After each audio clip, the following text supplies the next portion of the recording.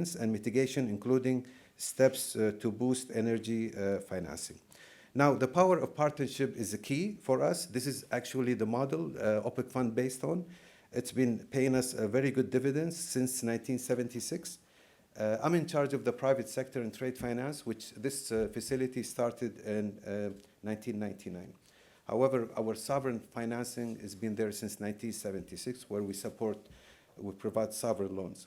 Now, the delivery of SDG 7 and meeting the commitments under the Paris Agreement is a huge task and requires a broad and close international cooperation at all levels. The OPEC fund was instrumental in driving last year $24 billion climate finance pledge by the Arab Coordination Group. The Arab Coordination Group, it's a group of 10 DFI, multilaterals and bilaterals, like the Saudi Development Bank, the Kuwaiti Development Bank, the Emirates, Abu Dhabi Development Bank, and also Islamic Development Bank, and the Arab Fund, and the Arab Monetary Fund, and Qatar Fund, and Iraq Fund. And Badia, which is the Arab Bank for the Economic Development in Africa. So together, we put a strategic alliance where we're now implementing this commitment, providing technical support and advisory services. In addition to financing, we hope we play a similarly international role in the upcoming COP28 climate change conference, which is being hosted and spearheaded by our member country, United Arab Emirates. Finally, securing energy access and taking decisive climate action are enormous and vital undertaking. It is our collective responsibility to ensure swift and significant progress and partnership, such as those presented here today, and essential to our joint success. This is what the OPEC Fund stands for. Thank you very much for having me.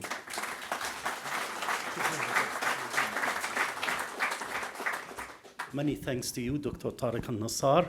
Allow me to step to the next workshop because we are running out of time, and Mr. Ernstruber is looking at us very curiously to held time.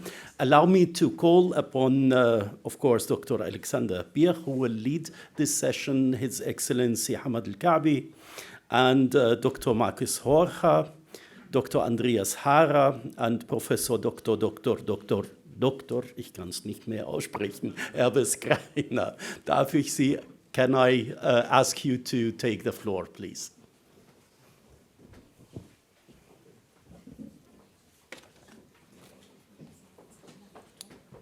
Ja, tu's bitte. So.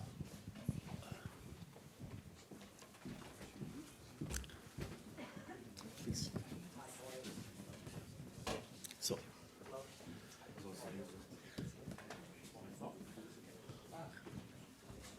Horcher. Moment.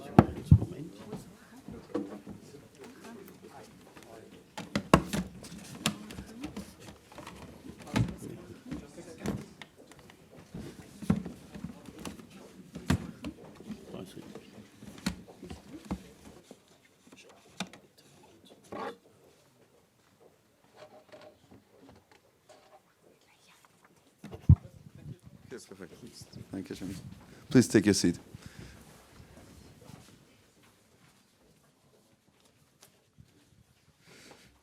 So, ladies and gentlemen, we step now directly into the workshop about the United Arab Emirates. I'm delighted to have a real good focus today, economical focus on this region. We have, as we mentioned before, a very interesting and growing bilateral trade. Also, the investment opportunities in the region of the Emirates are quite attractive to the Austrian companies. We want to focus on this region today out of the point of view of doing business. We want to set a light on the innovative strategies which are born and developed in the United Arab Emirates. An economy fascinating, being built on a lot of knowledge, on scientific and technological progress in many fields. This makes it one of the most attractive and successful locations also, as I said, for foreign direct investment and cooperation. Austria and the United Arab Emirates have established a strong economic partnership over the years with significant trade flows and investments in various sectors. This workshop, as I said, will shed light on the key factors driving this region, this economical relationship, and we will deliver also the sectors that we witnessed with an outstanding and sustainable growth. And these sectors are mainly the energy sector, the renewable energy in this regard. On the stage, we have renowned experts and testimonials who will share their insights and experiences in doing business in Austria and in the United Arab Emirates. This in an opportunity to gain valuable knowledge and engage in meaningful discussions with the experts. And please also do not hesitate, ladies and gentlemen, to come up and ask questions after the first round of discussion and representation. Well, therefore, I'm happy to introduce the podium to you. Let me start, as we mentioned him before, with His Excellency Hamad Alkaabi, the Ambassador of the United Arab Emirates to Austria and the permanent representative of the Emirates to the United Nations and other international organizations in Vienna. Fascinating and not being mentioned up until now is that he is a trained nuclear energy engineer. He has helped to lead the assessment of the United Arab Emirates on the possibility of developing a peaceful nuclear energy program since 2006, which is praised as a global model. Welcome again. Mr. Markus Horcher is leading sustainability and public affairs at Borealis. In this role, he is driving the sustainability agenda of Borealis with focus on circular economy and climate neutrality. Owns the ESG reporting and drives digitalization projects in carbon management. Furthermore, he manages the Borealis Social Fund, where Borealis engages in pro bono projects in the areas of education and integration, as well as water and waste management. Also to you, heartily welcome. Andreas Harrer is head of consulting services at the Hot Energy Group and head of Subsurface systems at the company Underground Energy Storage Technologies. For more than 20 years, he has been an advisor for energy storage projects with natural gas, carbon dioxide, hydrogen, and geothermal and energy utilization. Furthermore, he headed and supervised numerous oil and gas projects in Europe, in the Middle East, Africa, and in South America, from new discoveries of major giant fields. Currently, he is advising a North Sea operator on its net zero green oil field developing planning. Mr. Harrer, welcome to you. And we also say heartily welcome to Mr. Professor Erwin Greiler. He is amongst many professional activities and achievements, also currently professor for advanced energy systems at the Higher Technical College in Wels in Upper Austria, and holds the position as the CEO of the Royal Hydrogen LLC. Welcome to you. Well, and online, so as I heard before, we have Mr. Hassan Hashemi. He is joining us online. He is sector lead of the Foreign Direct Investment Department at the Abu Dhabi Investment Office. I hope you can hear us. And you are online with us. Well, we'll see. I'm sorry to excuse for today's discussion Mrs. Elisabeth Zauner from the Emirates Airlines in Vienna, and luckily she fell ill and has to be excused for this session. So let us step into the discussion. Let me just again form the floor for this. As I said before, the trade relations between Austria and the United Arab Emirates have grown steadily. Austria's top 3 trade partners is having the Emirates for a lot of years by now. So just to give you an impression of the trade volume, we have a bilateral trade volume of 620 million euros. Well, and the exports of Austria to the United Arab Emirates came in first place among the Arab countries in 2021. So this is quite impressive, with about over 500 million euros. There are about 280 Austrian companies established in the Emirates, and more than 300 other Austrian companies active in the United Arab Emirates throughout the sale activities.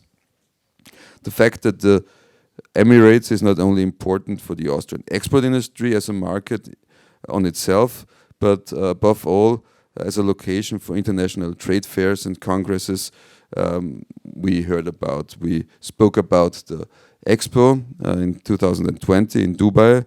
The Expo was and is an event which seeks to celebrate humanity's resiliences and also creativity, including major technology advances in the fields of medicine and science. The Expo is the first World Expo to be held in the Middle East, Africa and Southeast region, and the largest ever event to take place in the Arab world. We heard before that the United Arab Emirates will also host the COP28, the UN Climate Change Conference in the next days. As part of the Emirates preparations to this climate change conference, a number of environmental projects and initiatives has also been launched. And finally, the Emirates also adapted their national energy strategy in order to improve the promotion of clean energy. And as I also heard about, to reach the aim of a climate neutral goal in the year 2025. For all these activities, the United Arab Emirates also announced a separate ministry for investment to be established. So there are a lot of activities running in this region. What I'm interested now in is Ambassador Alkaabi and Mr. Hassan Hashemi. Where is the United Arab Emirates standing in terms of partnerships in this area on the international level, especially connected to Austria and also the European market?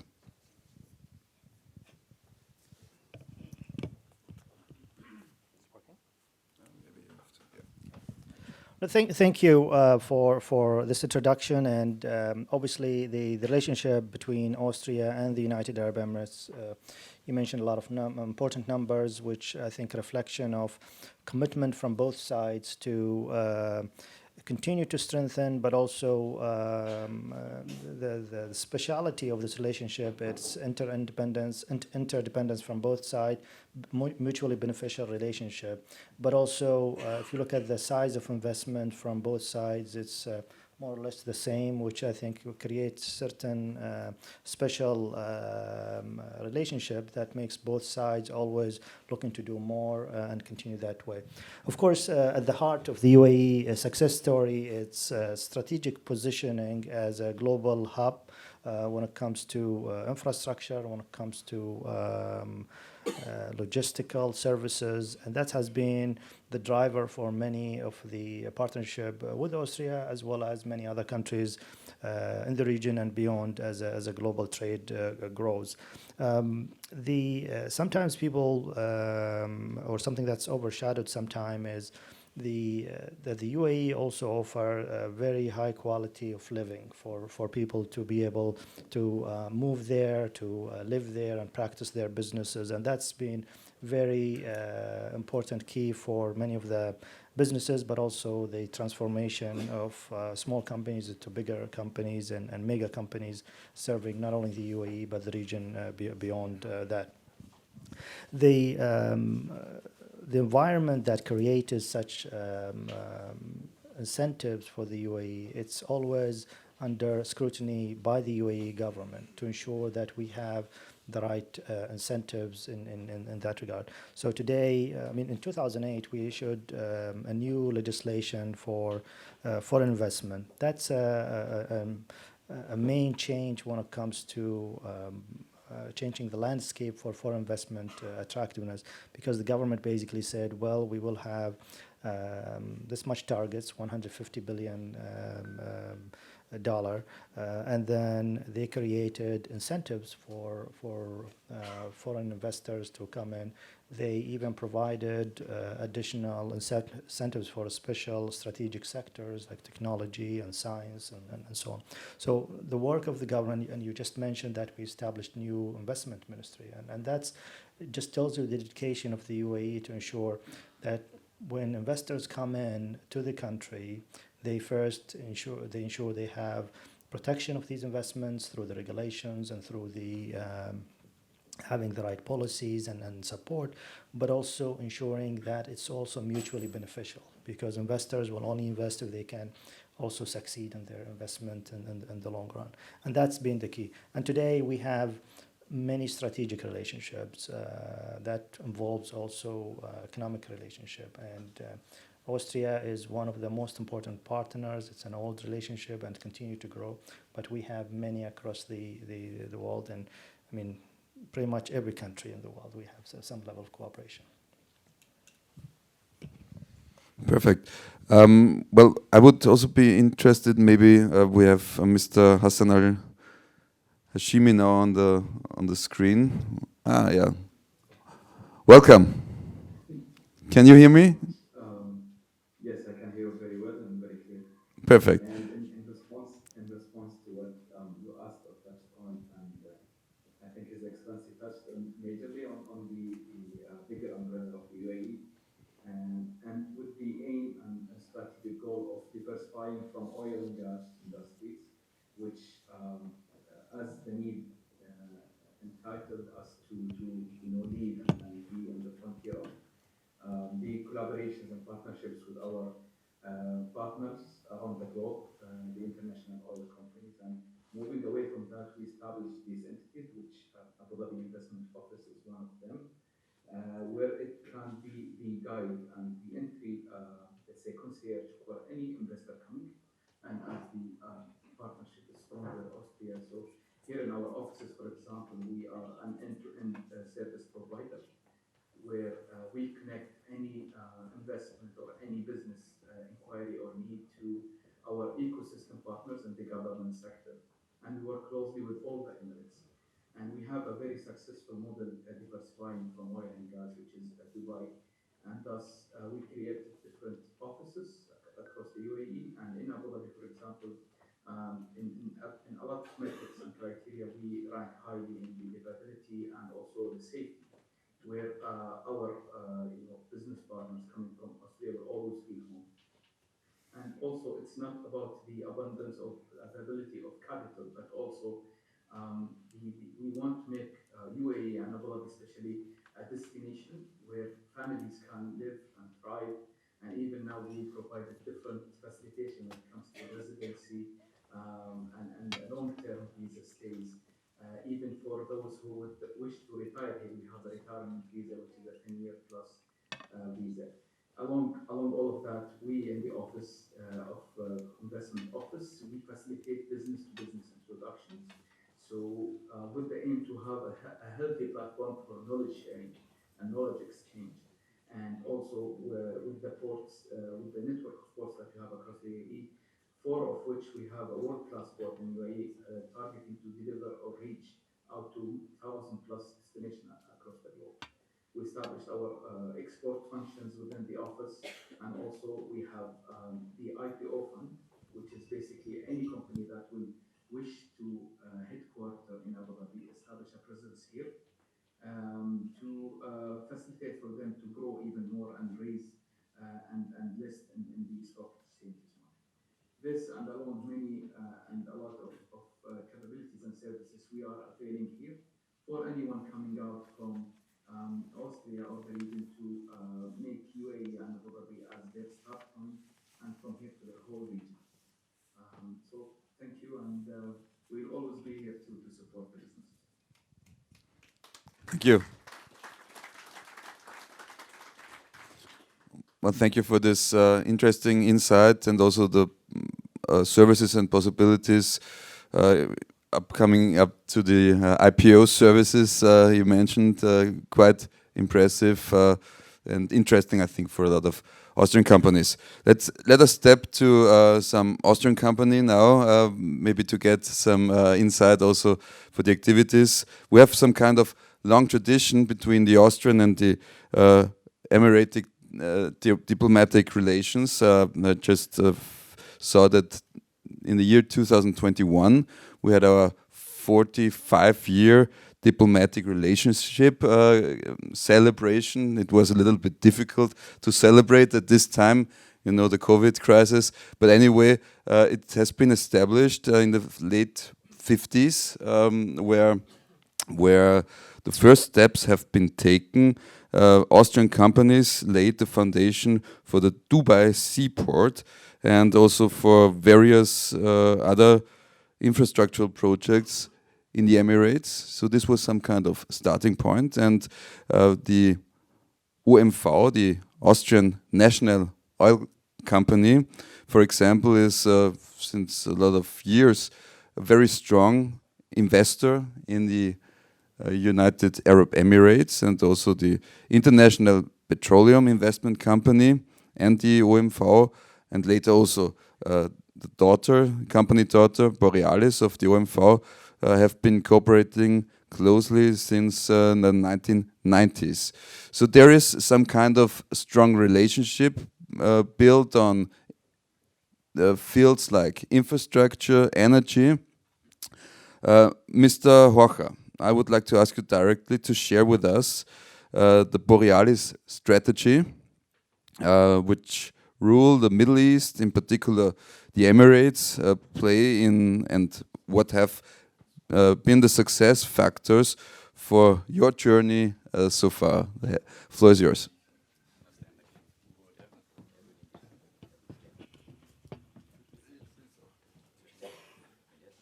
Thank you. Dankeschön. Good morning, everyone. His Excellency's honored guests. It's a pleasure to be here to share, first of all, who are we at Borealis? Not all of us might know us. What is our strategy? And also to outline how working with the Emirates has been a fundamental part of our business for already 25 years. So, unfortunately, it doesn't work. Yes, thank you. So who are we? We are a plastic producer, to be very specific. We are producing advanced and circular polyolefins and chemicals. We have 6,000 employees. We're actually active in 120 countries. Our head office is located here in Vienna. Our production facilities are mainly in Europe: Austria, Germany, Finland, Sweden, Belgium, Netherlands. Also, we have 3 innovation centers in Europe. What differentiates us, and we discussed briefly about sustainability before, is that we're the first virgin polymer producer who actually entered the recycling business. That we did already in 2016. So sustainability has been on our heart and minds for many, many years. We have 3 recycling assets in Europe, and for a couple of weeks we have a 4th one in Italy in our family. While our production assets are mainly located in Europe, our customers are global. That's why it's very important that we have a global reach, and that we have been doing also via joint ventures. One important one is the Baystar, which is a joint venture with Total Energies in Texas, US, which we use to bring our Borstar technology, which is made to make high-performance plastics, to the North American market. And our most important joint venture is Barouche, partnership with ADNOC in the Emirates, where we also use our Borstar production technology to reach our customers in the Middle East and in Asia. What are the products we are producing? So we are essentially the raw material producer to the plastic part producers, which means it goes into a variety of industries. Consumer packaging, where we provide solutions on innovative packaging for consumer and industrial packaging. It's infrastructure, which is mainly pipe solutions to make transport of fluids more safe, reliable, but also more sustainable. We are very strong and market leader in Europe in the energy sector, where we deliver to projects in the wire and cable industry. There are only a few players can play a role because you need very high-end plastics, especially in the high voltage segment. So we help here to make the grids more stable, more reliable, and more efficient, which becomes much more important when we move to renewable electricity, where we need to transport over long distances. Also, solutions like capacitor films are an integrated part of batteries, so we're also playing a key role in driving e-mobility. Healthcare is a very important part, also in high-end segment in the plastics industry. It's for pharmaceutical packaging, but also for medical devices. And mobility, where we help customers, but also directly car producers to make their parts lighter, both interior, also exterior, which helps them to make the cars more carbon friendly, so climate friendly, because less weight also means less carbon reduction. To share our strategy, if you could help me with this slide, thank you. As a chemical industry, but also as buyers, we're in very exciting times. On one hand, plastic demand is growing as the world grows, as the population grows. At the same time, we also need to make the transition from a linear economy, where we produce, use, and then dispose, to a circular economy. And this is a major transition for the chemical industry. That is why sustainability is at the heart of our strategy.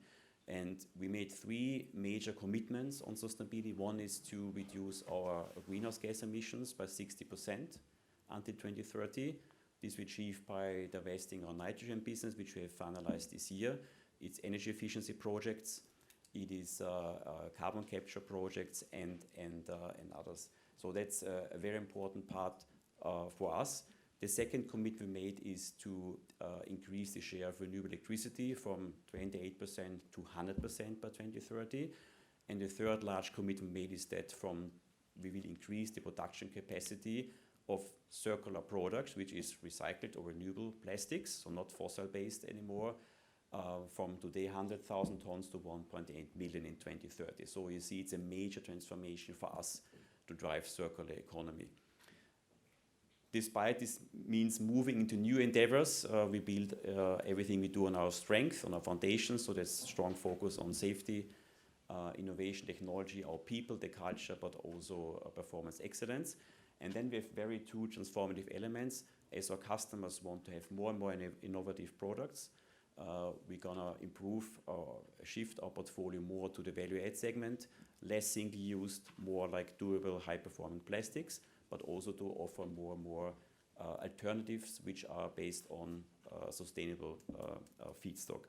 And the other element, which is very important, is we need to grow. By 2030, we want to almost double our production capacity. That we're going to do by investments in North America, Middle East, and Asia, but also by leveraging our joint venture in Barouche. And as we hear in the Emirates workshop, our activities in the Emirates have been a key driver for our success. We started to get engaged with the Emirates 25 years ago. In 2021, we opened our first production capacity, and our facility, and since then we have increased this capacity by a factor of 10. And last year we started the 4th expansion, and when this will be finalized, it will be the world's largest single-site polymer production site in the world. So that's quite a massive achievement. And just for the learning experience, I also want to share what we believe has been the success. So as you've seen, working with UAE has been a key driver for our success, has always been part of our strategy. But I have to say, the success we wouldn't be able to do alone. So it's built on a very strong partnership with the Emirates, but also our local partner, ADNOC. We have received from the very beginning, 25 years already, strong support in identifying the plots for building the facilities. We received competitive feedstock, which is a key driver for success in our industry. We received support for housing in Ruwais, for the workers and the employees. And of course, we benefit from the excellent logistics infrastructure, in particular Port Khalifa, which we use for exporting our materials to the entire world. The long-lasting partnership with ADNOC was a key driver. We from the beginning had a joint vision, what we want to build up. And this joint vision has also given stability to our customers who want reliable partners. Also, the partnership has been building on complementary experience we shared. So Borealis, we brought to the UAE our Borstar technology, which is a very advanced technology to produce plastics. And ADNOC provided us with experience how to make large-scale projects in the UAE, infrastructure, procurement at scale, and the feedstock. And as we have global customers, global marketing approach was very important, but to allow specifics of the market, we approached a dual branding approach. And also what's very important is innovation is a key driver. We leverage our innovation centers in Europe, in UAE, and also in Asia as a network to drive innovation. And not to forget, equally important is the socio-economic impact we have. So we create workplaces in the UAE. Our activities also support the Emiratisation. We are also supporting of the in-country value program. And together with Barouche, we also have, based on our joint vision, CSR programs. I want to mention two: Water for the World, where we together supported especially countries in Africa to get safe access to clean drinking water, and Project Stop Indonesia, where we develop and implement a waste management system to people where today don't have a waste management system. We handed over already 3 cities with 300,000 people, and by 2027 we want to connect 2 million people to the waste management system. So what I want to highlight is actually Borealis' strategy and success has been built over the past 25 years with a strong cooperation with UAE and ADNOC, and we're looking also forward in the future to continue this joint success. Thank you.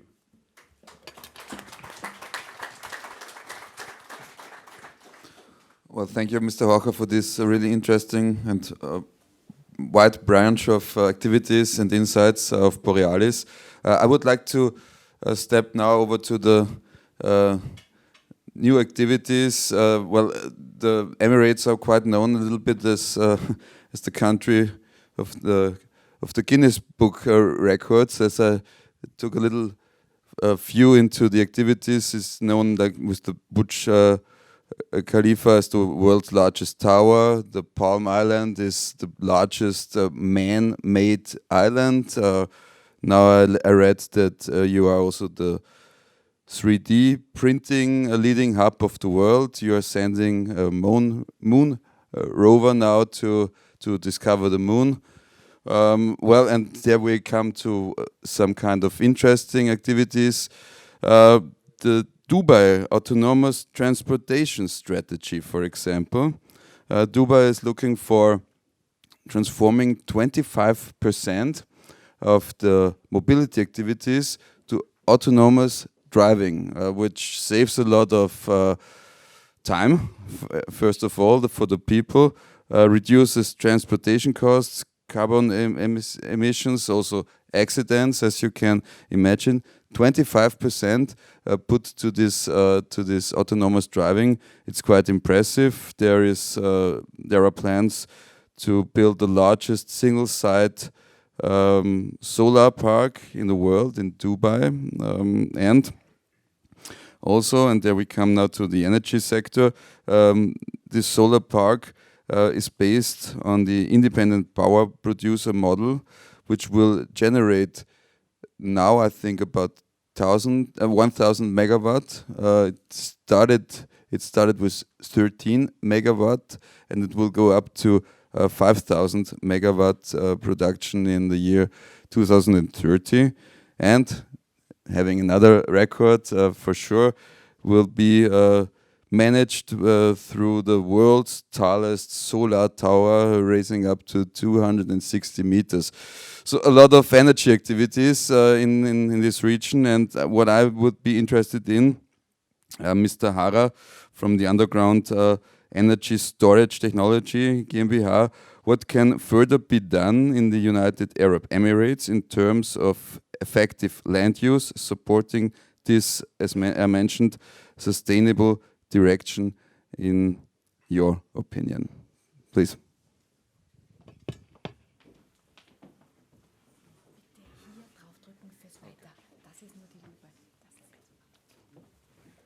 Welcome, also from my side. We as Hot Engineering have a long history in supporting UAE on oil and gas projects, classical gas projects. But now things change, and Austria has a big capability in terms of energy storage, gas storage. And with the energy transition, storing energy, especially from renewable, getting the seasonal change in demand, it's become important and more important, especially on a big scale.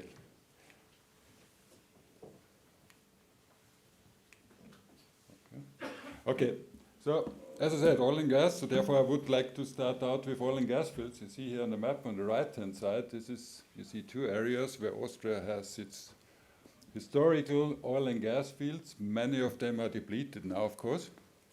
And there's the question what to do with it. There were two sides in Austria. One is what to do with the depleted gas fields. On the other hand, we have the seasonal change, peak change, because we have true seasons, we have cold winters, in terms of gas demand. So Austria went into the business of storing gas during summertime to be reused in the winter time as called natural gas or UGS operations. This is what we started 5 decades ago already.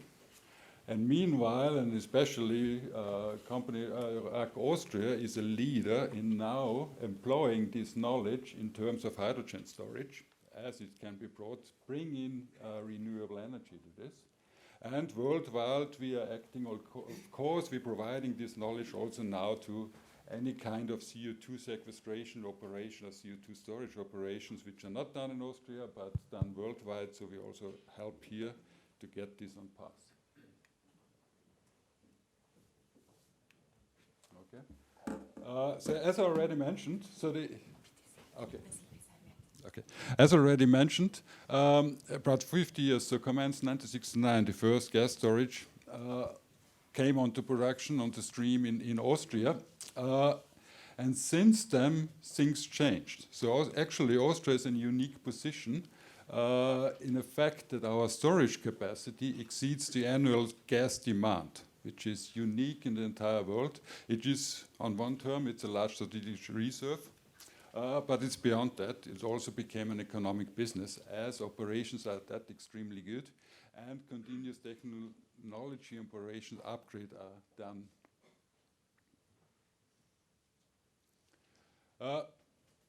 And it's not trivial. So when we go around the world and people are thinking in sequestration gas, whatever, CO2, neutral gas, hydrogen in the underground,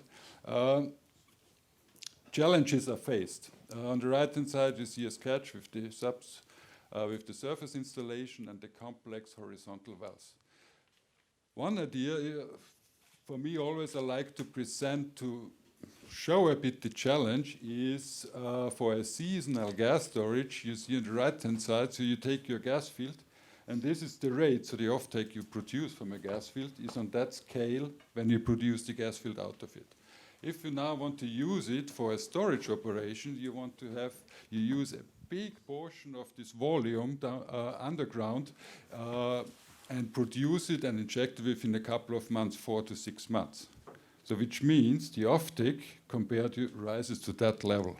which is a huge challenge to be operated. Because you also change the physics, you need to make this pore volume accessible again. And at the end, you want to optimize in terms to get your economic finds, your working in cushion gas volumes. The working is the volume you can take out and produce. The cushion is necessary for safe operations. Another aspect people now facing, and we try to explain, is that your subsurface reservoirs, they are not acting alone. Typically, they share a common aquifer with multiple pools. You still have your gas and oil offtake operated. On the other side, you identify gas fields that you would like to use for gas storage, whatever it means. It can be CO2. And this impacts operations. It's very important to bring these things together to optimize on a concession, as we do in oil and gas business, on a concession-wide reservoir management. So this might introduce spill, might lower your efficiency, and might lower your economics on a longer scale. So that is general information. Now this is very popular, and Europe is very keen on this and spends a lot of money. What happens if you now use hydrogen in terms of gas, in terms of energy storage? So the immediate first answer is, if we switch from natural gas to hydrogen, we need 4 times more space. For the energy content in terms of volume, if I compare hydrogen to natural gas, is a factor of 3. On top of that, hydrogen is less compressible. So if we put it on, we use the pressure. So this adds another factor. In total, about typical storage sites, about a factor of 4 is different. So having the same energy storage volume requires 4 times the current facilities.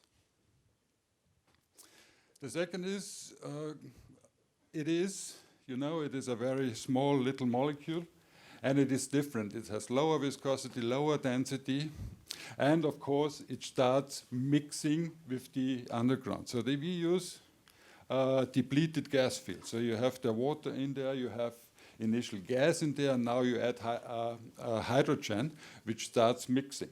And then depending on what quality, if you back produce, if you want to have very clean hydrogen again, then optimizing this and optimizing the portion of gas you don't produce becomes a significant economic factor. And with this molecule, yes, it has also on surface installation. It's not so trivial. It's smaller. It likes to diffuse easier. So the potential of leakage is higher, requires taking more care.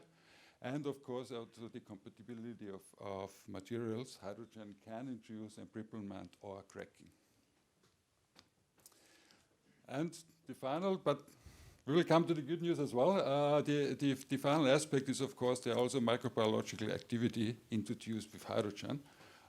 This is also what we help people outside of. In Austria, we have these lessons learned already. Outside of Austria, you need to understand what is in your reservoir, not to get a surprise in terms of any reactions you did not think of. Because you might lose stored hydrogen. Hydrogen is expensive, we know. If you don't want to lose it, reduce gas quality, you get scaling, you get induced corrosions. So to come back to is, what we're very proud is what RAG Austria does, because RAG Austria is not only in the planning phase, RAG Austria really does pilot operations, at least already in true hydrogen storage. So this is the first in the world 100% storage of hydrogen in porous media. It's not solvents, it's used already and tested, but in hydrogen, because thinking again, as we started out, so to move energy produced in the summertime where we don't use it to the winter time needs a big scale one. It's not the smaller one, we'll see a final slide.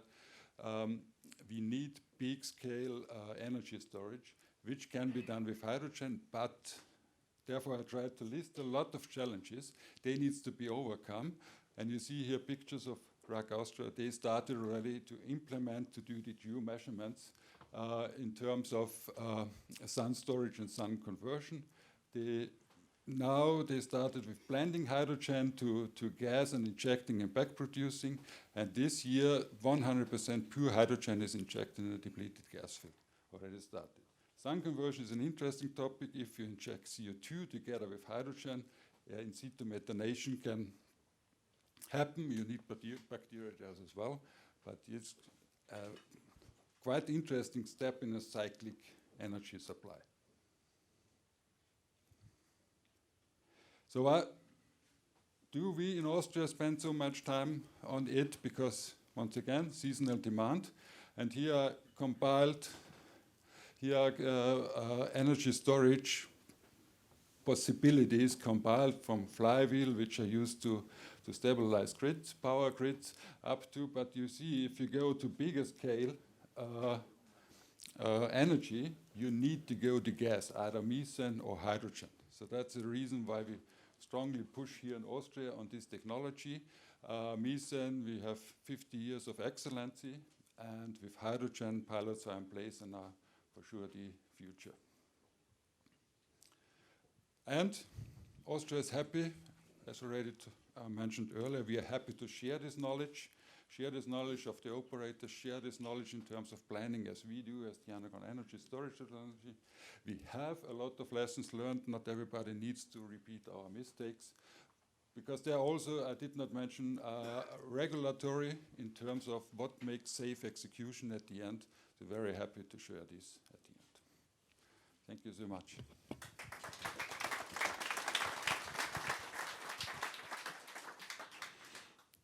Mr. Harrer, this was a quite impressive demonstration of the capabilities and the possibilities of storing energy and the experiences, the Austrian experiences. So I think this might be interesting for some further cooperation questions. But let us stay on the hydrogen discussion. And I'm really interested now in the experiences and the insights about the innovations in hydrogen production, which Mr. Greiler will give us now. What can be expected? What will come up in the hydrogen production in future? Thank you. Thank you very much. Hello, sirs and madams. That's the title of my presentation.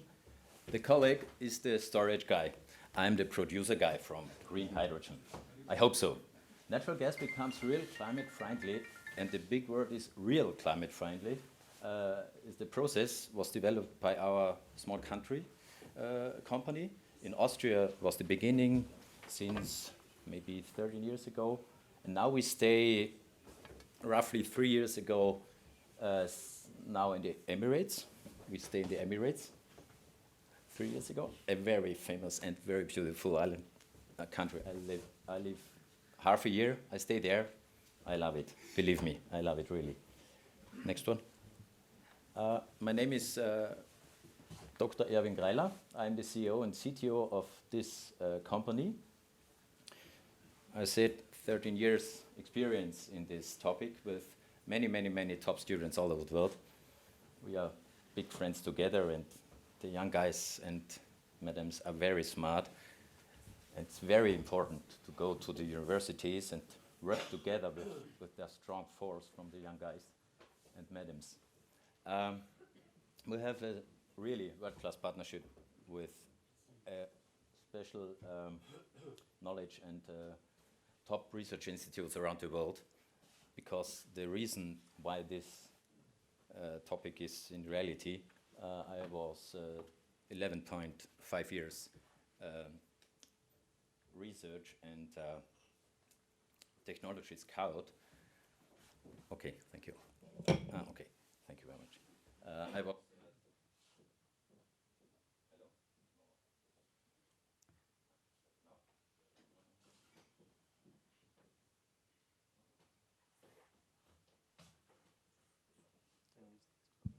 Now it's okay. Okay, thank you very much. I stay in the Shell group for Technology Scout.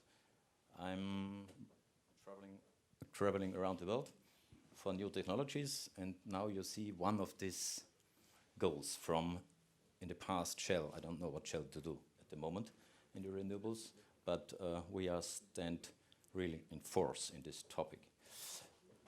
Okay, we stand for excellence and passion. We are Austrian strong engineers. And next one. And now, for short, that's the big point in our technology. That's the so-called high-tech reactor, the main component in this field. It's really a clean tech asset, believe me. We need 4 kilograms of natural gas input and roughly 11 kilowatt electricity input. And in this time, it's very important, this one. Everything wants to go climate change and climate free and carbon dioxide free. This whole process is zero without CO2. We have no CO2 in the process. Okay, next one, please. That was the input. Now the output. We have 1 kilogram output green hydrogen and 3 kilogram output carbon black. It's called carbon black in the industry. We have our own name. We say carbon gold. I will show you why. Next one, please. Okay. That's one of the business cases. It's maybe the Green Deal coming to Europe. We hope. I hope so. Then, automatically, we must go forward with hydrogen. Without hydrogen, it's not possible to go the Green Deal. It's not realistic. We stay here, roughly 10 million tons per year, and the sale opportunities for UAE and other gas countries, if I call it so, is 1 billion tons of green hydrogen only for the European Union. Only for European Union. Next one, please. Business case. Next one. Shipping industry.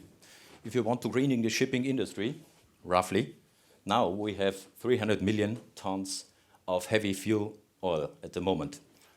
If you want to change it, you need it roughly 100 million tons hydrogen per year. And roughly, the sales per year, minimum $240 billion every year is possible if you're greening it. And the aviation industry, a very big industry all over the world, roughly 300 million tons of jet fuel now. If you change it, you need similar 150 million tons of hydrogen per year, and roughly the same sales is possible. Next one, please. And now, why I say not carbon black, I say carbon gold.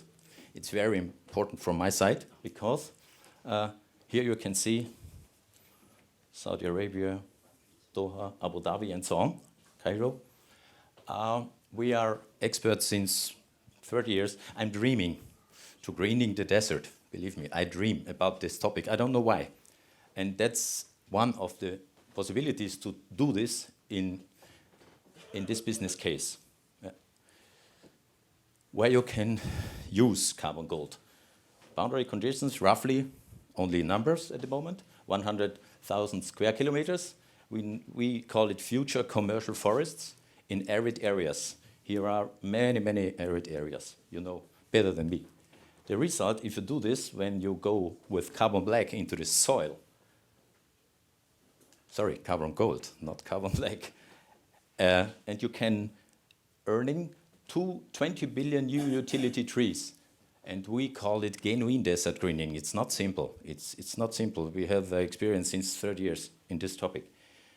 35 billion cubic meters, highest quality precious wood harvested in 10 years is possible. We tried it in Egypt in the past with partners from Germany and France. Carbon credits trading is almost immediately possible. Many thousands for my heart, it's very important, many thousands of jobs in the low-wage sector will be created. Jobs are very, very important, every time, everywhere. The future rural exodus can be stopped. It's also possible. Okay, we are really convinced that our technology is unbeatably cheaper than all other currently available technologies in the world at the moment for environmentally friendly hydrogen and carbon gold production. And that's my motto. Maybe I can show you Creativity is intelligence, which I enjoy very, very much. Next one, please. Okay, last slide. We all stand for excellence and passion every time and everywhere. That's my partners on the university side all over the world. And now I can show you a small video. Please.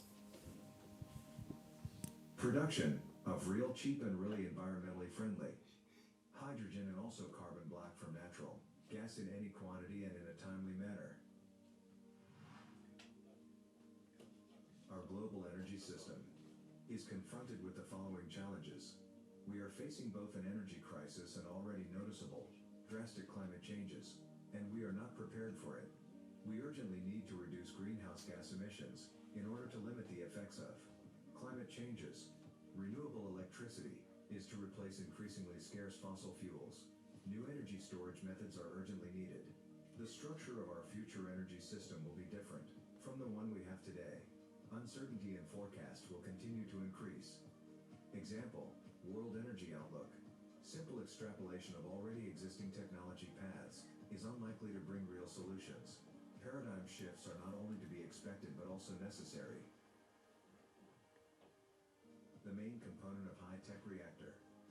4 kilograms input natural gas and 11 kilowatt hours input electricity. 1 kilogram output H2. 3 kilograms output carbon black.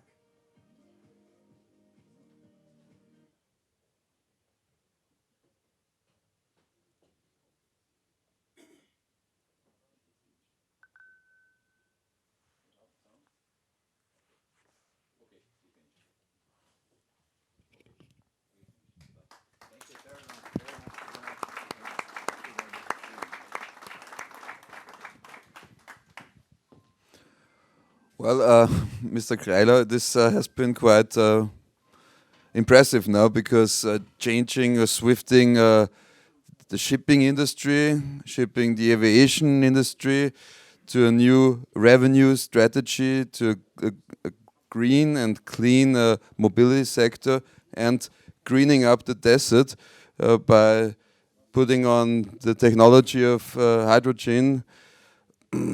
Isn't it fascinating? It's the hydrogen stupid, some would say. Thank you for this presentation and this good outlook and your expertise, which I'm sure will be asked very much. Well, ladies and gentlemen, now you've seen the presentations, learning from the impressive development in the United Arab Emirates, the possibilities of service of taking place and founding companies there. We learned about the long history of companies like the OMV or Borealis in stepping into the market. We heard about the fascinating possibilities of storing energy, gas, and we heard about the outlooks, as we saw in the last presentation, of really changing into sustainability and new economy. Now it's up to you. I think we've got some minutes left for questions. I would ask for raising the hand and just using the possibility to ask questions.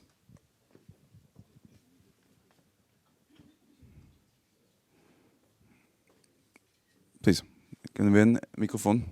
Just a moment.